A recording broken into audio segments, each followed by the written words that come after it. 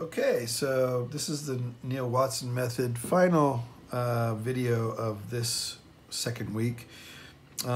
We've let this thing dry a little bit, still a little bit wet, so we can get a little bit more bleeding, but what we're excited about are these kind of happy accidents that are happening all throughout the painting.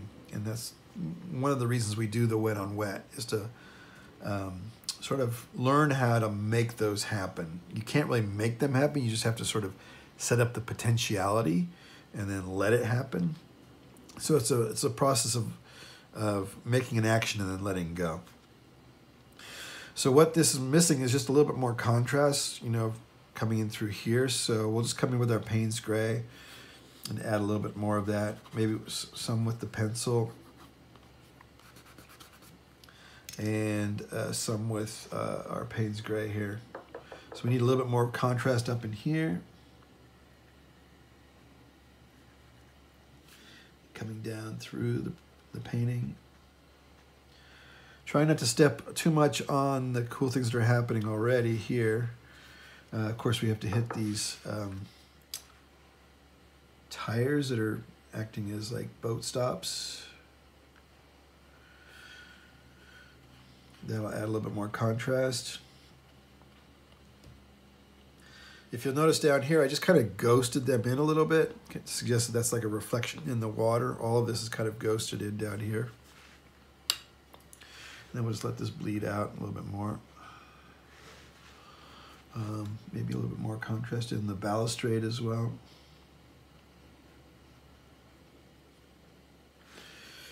And then he's never averse to, throwing some more color at the painting after it's, been drying a little bit. Some of those end up being a little bit unfortunate, so we just come in and clean those up a little bit, but having a few more of these dots in here is not necessarily a bad thing. Just kind of adds to the overall panache. So that's the Neil Watson method.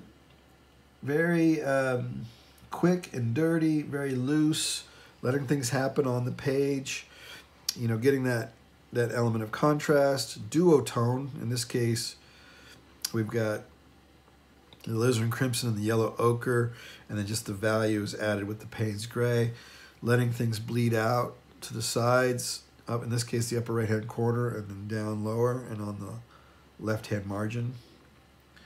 And there's nothing left but to just sort of let this dry and give us the final painting. So have at it. You have the sketch of the day.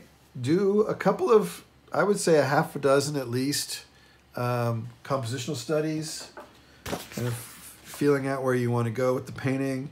Choose one and then do it at a larger scale.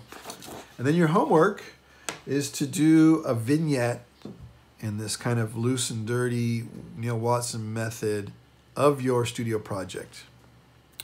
If you don't have a studio project, you could choose a scene from any life. Venice, Paris, Oxford would be most appropriate for Neil Watson, but you could even do something in your locale in San Luis Obispo. But yeah, just turn that in next Tuesday. And until then, have a great week of watercolor painting, and I'll see you then.